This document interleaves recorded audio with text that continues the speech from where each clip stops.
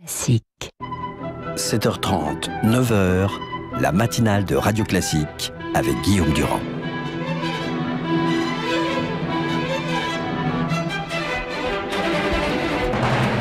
L'invité politique sur Radio Classique et LCI.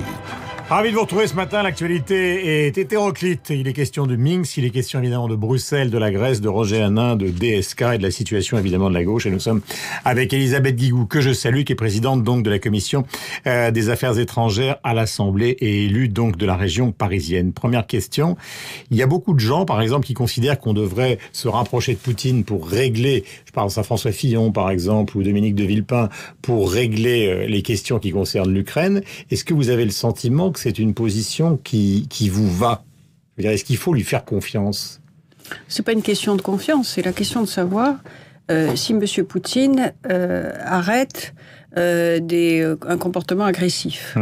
Il y a eu une annexion de l'Ukraine, de la Crimée, pure et simple. Ça s'est jamais produit depuis la fin de la Deuxième Guerre. Je vous ai posé cette question parce que vous êtes la plus, comment peut-on dire, je dis pas la plus anti-Poutine, mais la plus méfiante à l'égard de lui parmi les hauts responsables politiques français. Je ne crois pas. Je ne crois pas. J'ai toujours dit que il fallait au contraire toujours garder le contact et la main tendue vis-à-vis de M. Poutine. Mais autant il faut lui dire qu'on est tout à fait prêt de toute façon à discuter, non seulement sur l'Ukraine, mais pour trouver un bon accord, mais aussi sur le futur des relations entre l'Union européenne et la Russie, parce qu'on ne peut pas rester dans une confrontation éternelle, évidemment, avec ce grand voisin, mais autant je pense que dans la situation actuelle, il faut être d'une grande fermeté, parce que c'est inadmissible d'annexer un morceau d'un pays souverain, c'est absolument contraire aux accords d'Helsinki, dont on fête le 40e anniversaire cette année. Pardon ? Mais c'est fait. Oui, d'accord. Et c'est peut-être. Mais enfin, en tout cas, c'est absolument contraire au principe. Donc ça veut dire que les traités, les signatures, les conventions, voilà. Il n'en a rien à faire. On ne peut pas accepter ça. Sauf s'il y avait un accord entre l'Ukraine et la Russie. Ça, ce serait un autre cas de figure. Pour l'instant, c'est un coup de force. Et deuxièmement, il y a, nous le savons, même si les dirigeants russes prétendent le contraire, il y a à la fois des armes russes lourdes qui ont franchi la frontière ukrainienne et des militaires russes qui sont là. Ils sont peut-être pas aussi nombreux qu'on peut le lire ici ou là, mais enfin quand même, il y en a près d'un millier, nous dit-on, ça fait quand même beaucoup. Alors ce qu'il faut, c'est revenir à une attitude raisonnable des deux côtés, je dis bien des deux côtés, c'est pour ça que ce qui est très important, c'est que depuis... Parce qu'au moment où on parle ce matin, on ne sait pas si l'accord a été signé, on parle de rumeurs d'accord, toute la nuit il y a eu des discussions, paraît-il terribles entre Poroshenko et Poutine, bien sûr. Donc on ne sait pas exactement ce qui se passe. Il faut rester prudent jusqu'au moment où on a la conclusion définitive de cette rencontre. Mais enfin, reconnaissez quand même que d'abord le fait que ces dirigeants, ces 4 dirigeants, c'est le format Normandie, c'est-à-dire sous l'égide de la chancelière et du président français, Monsieur Poroshenko et Monsieur Poutine se sont parlé toute la nuit et depuis la fin de l'après-midi en tête à tête. Donc ça, c'est après la première réunion en Normandie, vous vous souvenez, le 6 juin 2014, où pour la première fois ils s'étaient parlé, après s'être à nouveau rencontrés, après avoir eu une multitude de contacts téléphoniques, en dernier lieu dimanche une conférence téléphonique à 4, là il y a cette rencontre. Ça veut dire. Mais est-ce que vous avez le sentiment, pardonnez-moi de vous interrompre, mais que quelque part il faut quand même qu'il signe quelque chose, Poutine?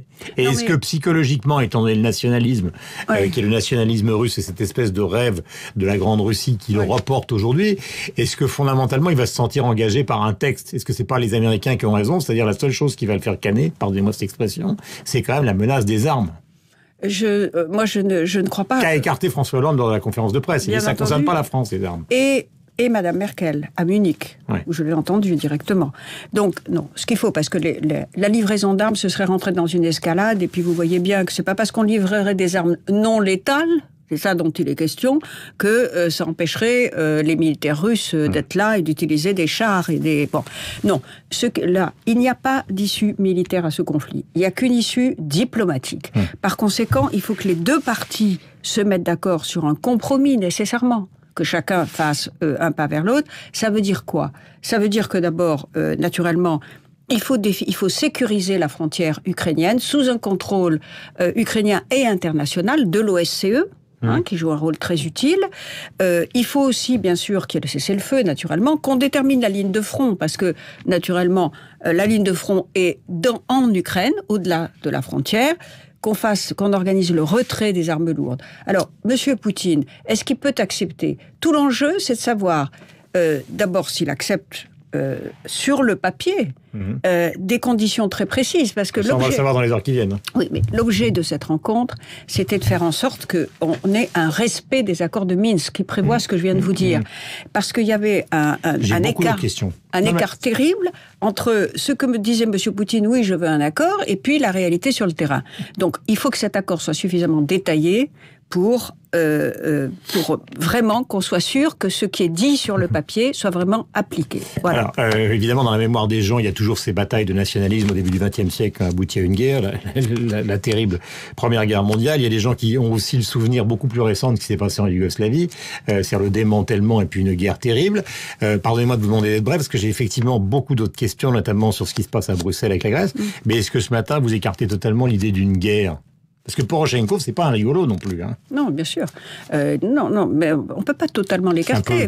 Si vous avez cavalier comme question, mais c'est vrai qu'il suffit de le voir pour comprendre qu'il est aussi déterminé que Poutine l'est. François Hollande, le président, a dit c'est la rencontre de la dernière chance. Tout le monde a conscience de ça. C'est extrêmement grave. Donc c'est bien pour ça qu'ils sont restés toute la nuit là et qu'il y a cette. Donc je pense que même si je pense quand même qu'on a dû faire des progrès, parce que sinon, la réunion se serait arrêtée beaucoup plus vite. Il y a forcément des progrès.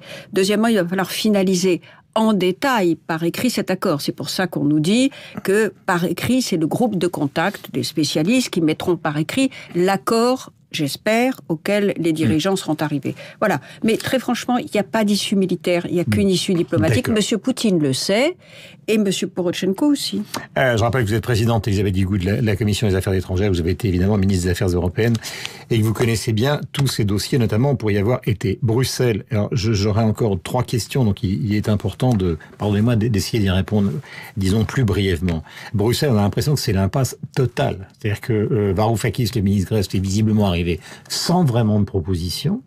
Et je retiens qu'un seul chiffre pour être pédagogique ce matin, il leur faut 17 milliards avant le mois d'août. Mais comment ça peut marcher, un truc pareil ?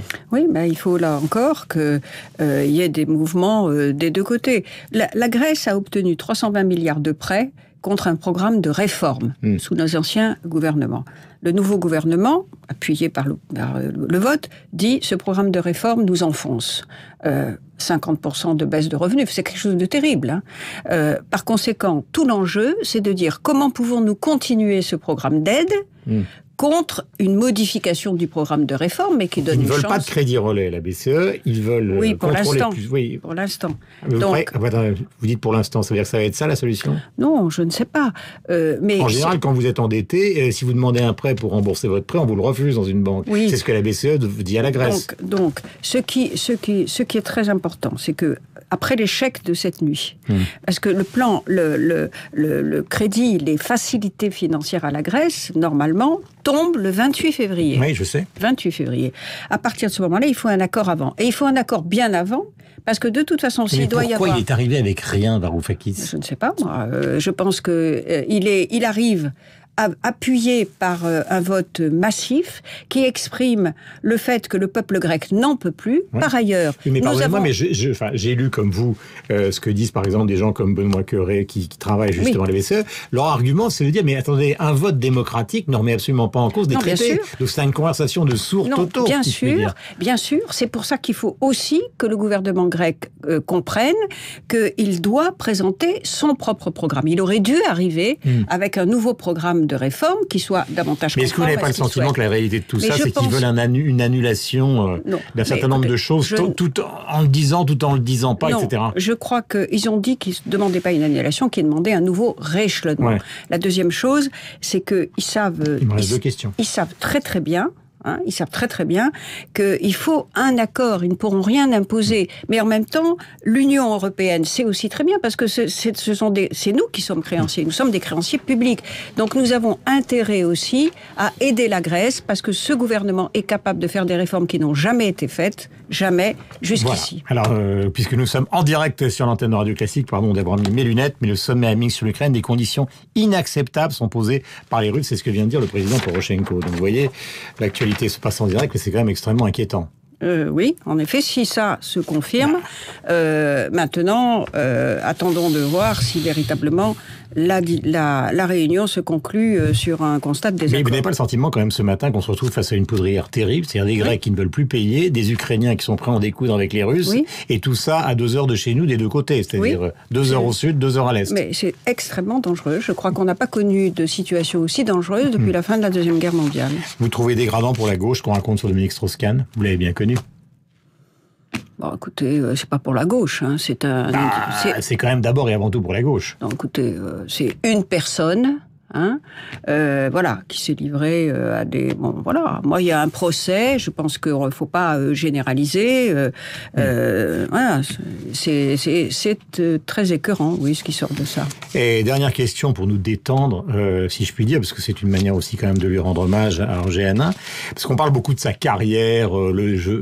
D'abord, ça vous touche parce que vous êtes né en Afrique du Nord, lui il est né en Algérie, il a demandé de venir en Algérie, il était communiste dans sa jeunesse, mais est-ce qu'il a joué un rôle politique? Parce qu'on parle beaucoup de Navarro la fin, de Godard le début, mais est-ce qu'il a joué un rôle politique auprès de François Mitterrand? Non, je ne crois pas. Mais c'est vrai que François Mitterrand l'aimait beaucoup, parce que d'abord, François Mitterrand, il aimait les gens qui avaient une forte personnalité, et en plus, il le faisait rire en permanence.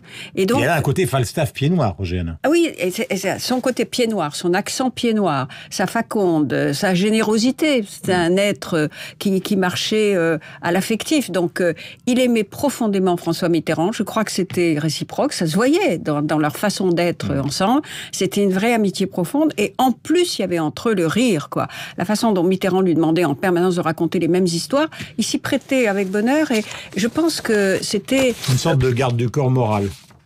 Ouais, enfin, je ne sais pas si c'était moral ou pas. En tout cas, c'était une amitié profonde. Et c'est vrai que c'est quelqu'un qui inspirait à tout le monde une extrême sympathie. Alors en plus, pour moi, évidemment, il était pied noir.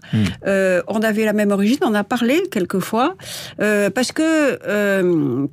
on trouvait quand même que François Mitterrand avait un regard beaucoup trop injuste vis-à-vis des pieds noirs. Voilà, ça nous réunissait beaucoup. Merci Elisabeth Guigou d'être venue ce matin donc sur l'antenne de Radio Classique et de LCI. Je rappelle donc que ce sont des conditions inacceptables qui sont posées par les Russes, vient de dire donc l'oligarque qui dirige l'Ukraine, le président Poroshenko. Merci, bonne journée à vous. On va suivre évidemment avec beaucoup d'intérêt et peut-être un soupçon d'angoisse ce qui se passe donc sur ce front. On va retrouver nos amis de LCI et Sophie Paolini sur Radio Classique. Bonne journée à vous. Merci.